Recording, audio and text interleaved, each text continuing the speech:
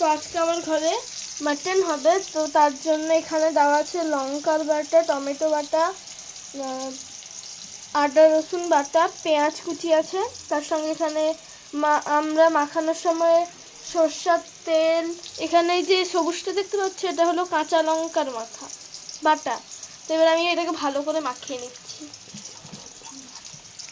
এখানে দেওয়া আছে হলুদ, লঙ্কা, নুন, সব কিছু দেওয়া আছে। এই যে আমার ঘরে আজকে খাসির মাংস হবে। আমি এই যে ম্যারিনেট করছি।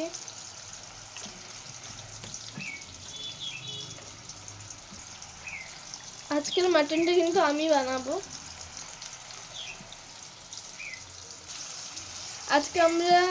আমি আজকে ঠিকঠাক বানাচ্ছি নাকি ওটা আপনারা কমেন্ট করে জানাবেন।